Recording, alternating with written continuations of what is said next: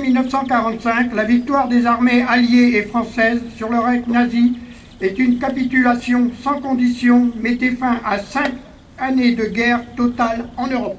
Saluons tous les militaires alliés et français et leurs chefs qui les menèrent à la victoire finale.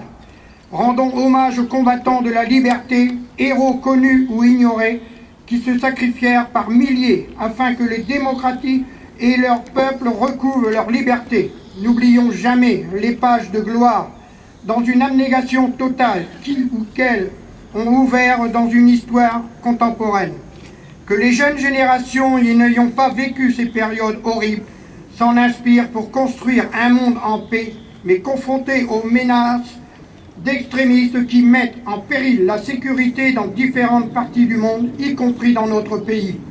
C'est un peuple uni et solidaire dans un esprit patriotique que nous devons faire face à ces menaces dans l'intérêt général et celui de la France. Le 8 mai 1945 avait marqué la fin d'une guerre terriblement meurtrière. Le 2 août de la même année s'entrouvrait déjà la porte d'une nouvelle guerre que l'on appellerait froide. En rendant l'hommage qui leur est dû à toutes celles, à tous ceux qui ont œuvré pour mettre un terme à 5 années de barbarie, il est nécessaire, aux temps actuels, de se rappeler que quelquefois l'histoire se répète, sous d'autres formes, mais qui, au final, peuvent être de même nature. Vive la République, vive la France. La Seconde Guerre mondiale fut marquée par un déchaînement de violence jusqu'alors inconnu dans l'histoire. Durant ces années de guerre, la distinction entre le front et l'arrière a été abolie. Il faut se souvenir aujourd'hui de toutes ces femmes, de tous ces enfants, de tous ces hommes qui ont souffert et qui portèrent cette souffrance jusqu'à leur mort.